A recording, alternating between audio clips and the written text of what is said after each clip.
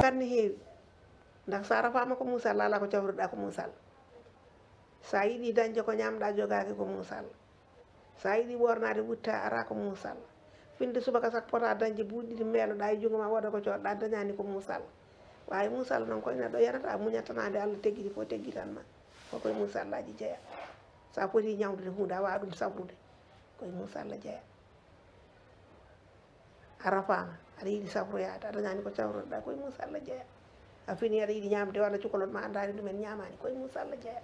Bonjour, bienvenue dans cette capsule consacrée aujourd'hui, comme vous avez pu le constater, au développement et aux inégalités de développement. Le développement est un concept qui apparaît pour la première fois au lendemain de la Seconde Guerre mondiale. C'est le président américain Harry Truman qui, le 20 janvier 1949, dans son discours inaugural, parle pour la première fois de développement en opposant les pays riches aux pays sous-développés, c'est-à-dire des pays qui, n'ayant pas connu de révolution industrielle, ne peuvent accéder à la prospérité et à la consommation de masse. Donc se développer signifie pour un pays pauvre de suivre le même chemin que les pays riches s'ils souhaitent sortir de leur pauvreté et accéder à la société de consommation. En fait, depuis la fin de la Seconde Guerre mondiale jusqu'à nos jours, le concept de développement n'a cessé d'évoluer.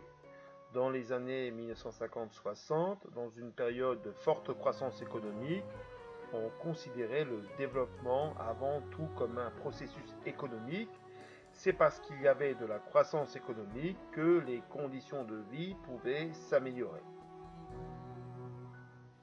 Pour mesurer cette augmentation de richesse, on utilise le PIB, le produit intérieur brut, c'est-à-dire la valeur en biens et services produite à l'intérieur d'un pays au cours d'une année. Or, dans la réalité, certains spécialistes observaient que dans certains pays, les fruits de la croissance pouvaient être confisqués par une minorité et donc ne pouvaient profiter au plus grand nombre.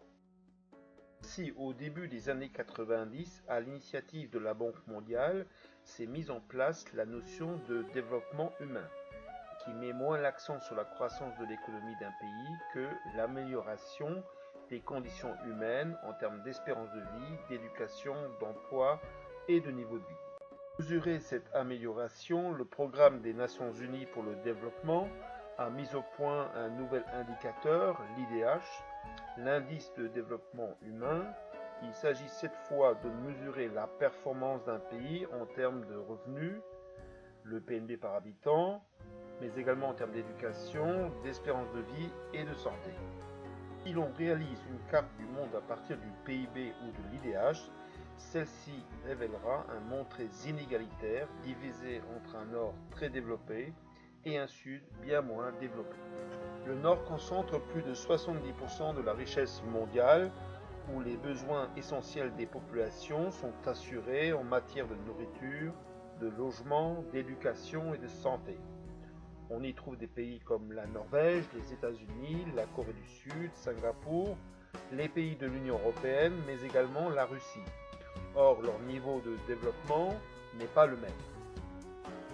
Des contrastes de développement s'observent également dans le Sud, où il existe d'importantes différences entre des pays émergents comme la Chine, le Brésil, l'Inde ou le Chili, qui connaissent une forte croissance de leur PIB, et des pays où les besoins fondamentaux sont loin d'être satisfaits, essentiellement concentrés en Afrique. On parle dans ce cas des PMA, les pays les moins avancés. Ainsi, dans le nord comme dans le sud, on observe des contrastes. C'est pourquoi il vaut mieux parler des nords et des suds.